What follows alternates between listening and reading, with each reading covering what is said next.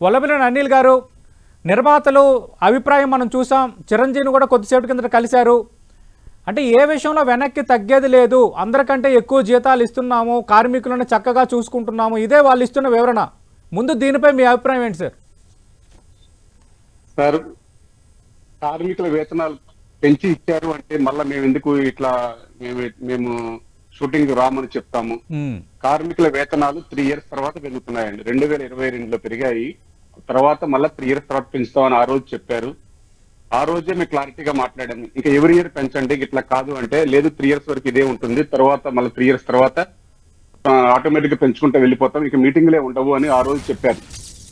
ఆ రోజు చెప్పి మళ్ళీ ఈ రోజు మళ్ళీ కరెక్ట్ గా వేతనాలు వచ్చే టైంకి ఇలా మాట్లాడటం ఎంతవరకు కరెక్ట్ నాకు అర్థం కావట్లేదు. అది కూడా 2025 జూన్ 30వ తేదీ లోపు మనకు వేతనాలు పెరగాలి. కాబట్టి మేము మార్చి నుంచి మనం ఫాలోఅప్ చేస్తున్నాం. మార్చి నుంచి ఇలా చర్చలు ఎప్పుడైనా జరిగి ఉంటే ఆ చర్చల్లో ఎన్నో ఒక రోజు కాదు 2 రోజులు కూర్చుంటే ఏదన్నా సమన్వయంగా వెళ్ళిపోయేది. అసలు చర్చలకే పిలవలేదు మమ్మల్ని. ఎప్పుడైతే లాస్ట్ డేట్ వచ్చిందో అప్పుడు జూన్ 30వ తేదీ లోపు ఒక 26వ తేదీ మేము ఒత్తిడి చేస్తే అప్పుడు మీటింగ్ పెట్టారు. మీటింగ్ పెట్టి క్లారిటీగా మాకు ఒక టైం ఇవ్వండి, మళ్ళా ఇప్పుడు అంటే మేము చేయలేము, మాకు కొంచెం సమయం కావాలి అంటే 15 రోజులు అడిగారు. 15 రోజులు కాదు, కేఎల్ నారాయణ గారు చైర్మన్ గా పెట్టారు. కేఎల్ నారాయణ గారు 1 month ఉండి ఆగస్ట్ ఎండింగ్ లో మొత్తం షార్ట్ అవుట్ చేస్తా ఉన్నారు. మళ్ళా మమ్మల్ని మీటింగ్ కి పిలవలేదు వాళ్ళు. అసలు మీటింగ్ కి పిలవకుండా డైరెక్ట్ గా లేబర్ కమిషనర్ ఆఫీస్ దగ్గరికి వెళ్ళారు. ఎవరైనా కార్మికులు వెళ్తారు, మా వేతనాలు పెరగాలి, మాకు ఇట్లా ఉంది, మా ప్రాబ్లం ఉందండి, మాకు వేతనాలు ఇవ్వట్లేదు అని చెప్పేసి కార్మికులు ఏమైనా కంప్లైంట్ చేస్తారు. కానీ వాళ్ళు వెళ్ళారు. సరే వెళ్ళారు కదా అని చెప్పేసి వాళ్ళు పిలిచారు మమ్మల్ని, మేము వెళ్ళాము. వారు మా సమస్యలు విన్నారు, వారి సమస్యలు విన్నారు, మాట్లాడుతా ఉన్నారు. అక్కడ కూడా మేము ఒకటే చెప్పాము, సార్ మాకు ఏ సమస్య ఉన్నా ఛాంబర్ లో పరిష్కరించుకుంటాము, ఛాంబర్ ప్రొడ్యూసర్స్ కౌన్సిల్ మేము కూర్చొని మాట్లాడుకుంటాము. మమ్మల్ని మీటింగ్ పిలుస్తా అని చెప్పేసి మీ దగ్గర పిలవటం మాకు ఇంకా చాలా బాధాకరంగా ఉంది. అక్కడ పిలవమనండి, అసలు ఏంటి వాళ్ళ సమస్య ఏంటో చెప్పమనండి, పిలిస్తే మేము అన్ని విషయాలు పరిష్కరించుకోవడానికి ఆస్కారం ఉంటుందని చెప్పి మేము మాట్లాడాం. ఆ తర్వాత వారు బలవంతంగా మళ్ళా జూలై 26వ తేదీ మీటింగ్ పిలిచారు. పిలిచినప్పుడు 5% పెంచుతాము అన్నారు.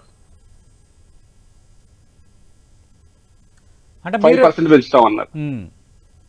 అప్పటికి మళ్ళీ మేము జూన్ లో లెటర్ రాసాము, మళ్ళీ జూలై 15వ తేదీ లెటర్ రాసాము. లెటర్ రాశాక మళ్ళీ మమ్మల్ని పిలిచారు.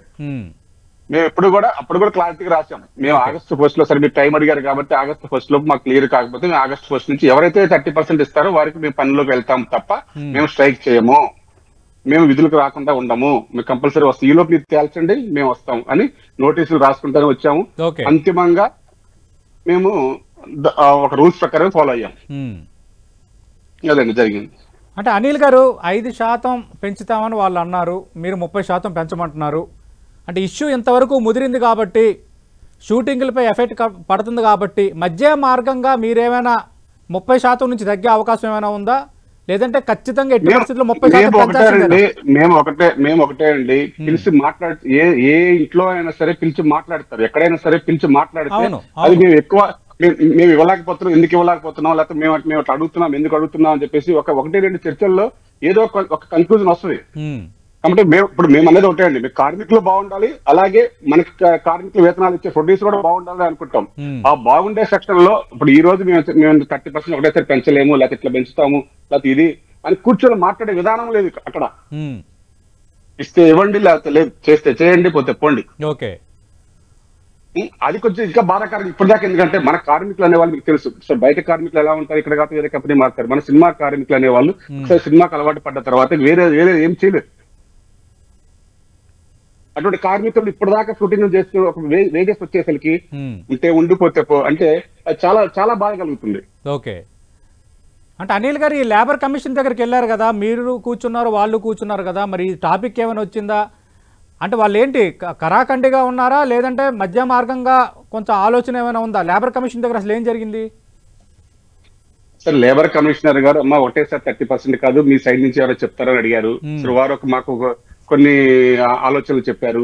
మేము చెప్పాం క్లారిటీగా, సార్ మా కుటుంబం అండి, మాకు ఏమైనా ఉంటే అసలు వారు ఏమన్నా మేమేమన్నా కూర్చొని మాట్లాడుకుంటాం, కానీ మాకైతే ఒక బిడ్డ తగ్గడానికైనా సిద్ధమే, కానీ ఇట్లా మమ్మల్ని అవమానిస్తే మాత్రం తట్టుకోలేకపోతున్నాం సార్, ఏదన్నా సరే మేము ఛాంబర్ లో పిలిచి మాట్లాడమనండి. వాళ్ళు ఎందుకు తగ్గమని అడుగుతున్నారు, మేము ఎందుకు పెంచమని అడుగుతున్నాం చూసుకున్న తర్వాత దాన్ని ఏదైనా కూర్చొని మాట్లాడేది ఉంటే మేము సయోధ్యగా చేస్తామని కూడా చెప్పాం. ఓకే, ఒకవేళ వాళ్ళు అడిగారు కమిషనర్ గారు, సరే మరి నేను ఒక వైఏ మీడియాగా నేను పర్సంటేజ్ చెప్తాను, మరి దానికి ఒప్పుకుంటారా అంటే, మీరు చెప్పండి సార్, మేము కంపల్సరీ మా కార్మికులందరినీ ఒప్పిస్తాం సార్, ఏదన్నా సరే ఇరుపక్షాలుగా న్యాయంగా ఉండాలనేది మా యొక్క ఫస్ట్ నుంచి కూడా సిద్ధాంతం. అంటే లేబర్ కమిషనర్ దగ్గరికి ఛాంబర్ నుంచి కూడా ప్రముఖ నిర్మాతలు వీళ్ళందరూ వచ్చారు కదా, వాళ్ళు ఏమన్నారు సార్ అసలు? అంటే ఇంతవరకే ఇవ్వగలము అని అన్నారా, లేదంటే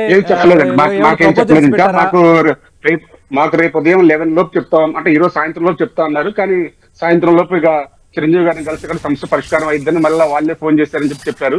ఈ చిరంజీవి గారికి మా వర్షన్ కూడా వినిపించుకోవడానికి మేము కూడా సమయం అడిగాము. మేము చిరంజీవి గారికి మా వర్షన్ కూడా మేము వినిపించడానికి ప్రయత్నం చేస్తున్నామండి. అంటే చిరంజీవిని కలిసిన మాట వాస్తవమే. రెండోది ఆయన కూడా ఒక ప్రకటన చేశారు, నేను కార్మికుల సైడ్ కూడా కనుక్కున్న తర్వాత నేను ఒక కన్క్లూజన్కి వస్తానని. మీకు పిలుపు వచ్చిందా చిరంజీవి దగ్గర నుంచి? మాకు పిలుపు ఇప్పుడు వస్తానని చెప్పారండి. ఆల్రెడీ కళ్యాణ్ గారు మాట్లాడుతూ ఉన్నారు. అక్కడ నుంచి కళ్యాణ్ గారు మీటింగ్ వెళ్ళారట. కళ్యాణ్ గారు మాకు టచ్ లో ఉన్నారు. మాకు చెప్తానని చెప్పారు, ఒక అర్ధగంటలో ప్రోగ్రామ్ చెప్తానని చెప్పారండి.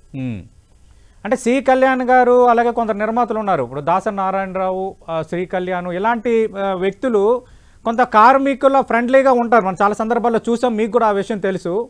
ఆయన కూడా ఒక కామెంట్ చేశారు. ఏమన్నారంటే, షూటింగ్స్ సడన్ గా ఆపడం భావ్యం కాదు, చాలా ఎఫెక్ట్ అవుతుంది కదా అని ఆయన ఒక కామెంట్ చేశారు. దానిపై మీరేమంటారు? అదే సార్, అంటే ఇప్పుడు చిరంజీవి గారికి మరి వారు ఏం చెప్పారో మాకు తెలియదు.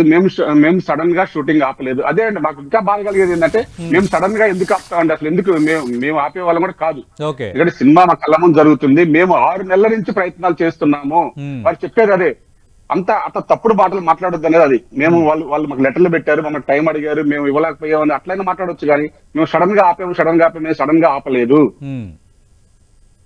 6 నెలల నుంచి వారితో సంప్రదింపుల కోసం ప్రయత్నం చేస్తున్నాము. 6 నెలల నుంచి వారు ఇప్పుడు కూడా మాట్లాడలేదు. మీకు కావాలంటే నోటీసులు కూడా ఇచ్చాము, వారి నోటీసులు డిస్ప్లే చేయమనండి. షూటింగ్ ఆపడం కరెక్ట్ కాదు, కరెక్టే. మేము 6 నెలల నుంచి చెబుతున్నాము, మధ్యలో 2-3 సార్లు కలిసాము, కొద్ది రోజుల కిందట కూడా మళ్ళీ చెప్పినా కూడా రెస్పాండ్ కాలేదు. కాబట్టి విధిలేని పరిస్థితుల్లో మేము వెళ్ళామని చెప్తున్నారు. వల్లభనేని అనిల్ గారు, మీ అంచనా ఏంటి? అంటే ఐటీ కార్మికుల కంటే ఎక్కువ, ఐటీ వాళ్ళకంటే ఎక్కువ జీతాలు ఇస్తున్నామని ఛాంబర్కు సంబంధించిన ఒకరిద్దరు మాట్లాడారు. ఐటీ వారికన్నా ఒక ఎంప్లాయీ శాలరీస్ కానీ ఉన్నాయి అంటే అసలు మేము శాలరీస్ ఎందుకు అడుగుతామండి? ఎవరైనా కడుపు నిండుగా ఉన్నప్పుడు ఎవరైనా వేతనాలు పెంచడం అడుగుతారా? ఎక్కడైనా అడుగుతారా? మరి వాళ్ళు ఎందుకు మాట్లాడారో మరి మాకైతే తెలియదు. అసలు మాకు ఆ సబ్జెక్ట్ ఎందుకు వచ్చిందో, మరి వాళ్ళు అలా మాట్లాడటంలో వాళ్ళ అంతరం ఏంటో మాకు అర్థం కాలేదు. అయ్యా, ఇటువంటి బాధాకరమైన అంశాలు మాట్లాడుతుంటేనే చాలా ఇంకా వర్కర్స్ ఏంటంటే కూర్చొని, మేము చాలా చిన్న ఫ్యామిలీస్ నుంచి వచ్చిన వాళ్ళని అందరూ కష్టపడి, ఏ రోజు కష్టం ఉంటే ఆ రోజు కష్టపడే వాళ్ళందరూ వాళ్ళ కష్టాలను కూర్చొని అర్థం చేసుకొని, ఇది కాదమ్మా, ఇది మేము కూడా లాస్ లో ఉన్నాం, మాకు ఎట్లా కావాలి మాట్లాడుకుంటే ఒక పద్ధతిగా ఉంటది. కానీ మీరు అసలు మీకు వాళ్ళకన్నా ఎక్కువ ఇస్తున్నాం, మీకు వీళ్ళకన్నా ఎక్కువ ఇస్తున్నాం అంటే ఎవరండి ఇచ్చేది? ఈ రోజు సినిమా స్టార్ట్ అయితే ఒక 6 నెలలు ఉంటుంది. 6 నెలల తర్వాత మళ్ళీ సినిమా స్టార్ట్ కావడానికి మళ్ళీ 6 నెలలు పడుతుంది. ఈ 6 నెలలు ఎవరు ఇస్తారు? వాళ్ళు ఇస్తారా మాకు? ఒక నెలకు ఒక 20 రోజులు షూటింగ్ ఉంటుంది, వాళ్ళు 10 రోజులు షూటింగ్ ఉండదు, వాళ్ళు ఇస్తారా? అట్లా మాట్లాడటం కరెక్ట్ కాదండి. అనేది ఏంటంటే, మనం ఇక్కడ నేను వాదనలు తాగివ్వట్లేదండి. ఎందుకంటే చిరంజీవి గారు ఎంటర్ అయ్యారు, మినిస్టర్ గారు ఎంటర్ అయ్యారు, పెద్దవాళ్ళందరూ ఎంటర్ అయిన తర్వాత ఏదైనా కుటుంబంలో చిన్న సమస్యగా భావిస్తాను తప్ప, కానీ ఏదైనా సరే త్వరగా వాళ్ళు చేస్తారని మేము భావిస్తున్నాం. ఏదైనా సరే కూర్చొని మాట్లాడుకొని పరిష్కరించుకుంటే అయిపోద్ది అనేది నా భావన. నేను ఫస్ట్ నుంచి దాని మీద కట్టుబడి ఉన్నాను. ఓకే, అంటే మరి మీరేమనుకుంటున్నారు? ఆల్రెడీ చిరంజీవి కార్మికులతో కూడా నేను మాట్లాడతానని ఒక ప్రకటన చేశారు. ఇంకా ఆయన లెవెల్లో సమస్యకు ఒక పరిష్కారం దొరికిపోతుందన్న అంచనాలో ఉన్నారా? అది మరి వాళ్ళు ఏం చెప్పారో మాకు తెలియదు. కానీ మా వర్షం కూడా మేము చిరంజీవి గారికి మొత్తం వివరించిన తర్వాత ఒక కార్మికులందరికీ ఒక మంచి అవకాశం కాగా, మంచి ఆఫర్ తో కనుక మాకు ఆఫర్ చేస్తే మేము కంపల్సరీగా మేము మాట్లాడతామండి. ఓకే, శాతంకే కట్టుబడి ఉన్నారా, లేదంటే కొంత తగ్గినా పర్వాలేదా, లేదంటే కార్మికులుగా ఇంకేం కోరుకుంటున్నారు? ఎందుకంటే నిర్మాతల వైపు నుంచి కూడా చూస్తే బడా నిర్మాతలు వేరు, మధ్య తరహా సినిమాలు తీసే నిర్మాతలు వేరు, చిన్న నిర్మాతలు వేరు. వాళ్ళకు ఉండాల్సిన కష్టాలు వాళ్ళకున్నాయి. వాళ్ళు మీకు పేమెంట్ చేసే విషయంలో కూడా కొంత లేట్ అవుతుంది, అది కూడా మీకు తెలుసు. ఫైనల్ వర్డ్ ఏం చెప్తారు సార్? మీరు ఎక్కడి వరకు తగ్గొచ్చు, ఏం కోరుకుంటారు? ఎప్పటికీ సమస్య పరిష్కారం 30% కట్టుబడి ఉన్నాము. నెంబర్ 1. నెంబర్ 2, మన ఇండస్ట్రీ అంటే ఒక కుటుంబం అని ఇందాక చెప్పాము. చిన్న నిర్మాత అయినా పెద్ద నిర్మాత అయినా సినిమా తీస్తారు. చిన్న నిర్మాతలు బాగా ఇబ్బంది పడుతున్నారు, అది మీ కళ్ళతో చూస్తున్నాము. కానీ అది వేరే చర్చల్లో మనం మాట్లాడుకోవచ్చు. ఏ చిన్న నిర్మాత కూడా మన కార్మికుల వేతనాల వల్ల ఇబ్బంది పడుతున్నారు అంటే మేము కూర్చొని వారికి ఎలా సహకరించాలో అన్నా కానీ మేము సహకరిస్తామని చెప్పేసి మేము చెప్పడం జరిగింది. ఛాంబర్ లో చెప్పడం జరిగింది, ప్రొడ్యూసర్స్ కౌన్సిల్ లో చెప్పడం జరిగింది. మేము ఇంకా ఇప్పుడు ఫస్ట్ వేతనాలు అనేది ఒక పర్సెంటేజ్ అనేది డిక్లేర్ అయిన తర్వాత ఏదైనా ఇతర అంశాలు ఏమైనా ఉన్నా కానీ మనం కూర్చొని మాట్లాడుకుందాం అని చెప్పాం. డే 1 నుంచి చెప్తున్నాను. ఒక సమస్యలు మీకు ప్రొడ్యూసర్స్ సమస్యలు లేవని మేము అంటలేదండి. వారి ఇండస్ట్రీ బాగలేదంటే మేము ఎక్కువ భావిస్తాం. ఎందుకంటే మేము చూస్తున్నాం కదా, రోజు మేము ప్రొడ్యూసర్స్ తో పాటు మేము వారితో పాటే జర్నీ చేసే వాళ్ళం. మాకు కష్ట నష్టాలు మాకు తెలియవా? కానీ ఆ కష్ట నష్టాల గురించి మాట్లాడాలి కానీ ఇంకా అసలు మీకేంటి, మేము లేకపోతే మీకు గతి లేదు, మేము లేకపోతే మీరు లేరు, మీరు అది కరెక్ట్ కాదు. సరే, ఇంకా అంతా జరిగిపోయింది.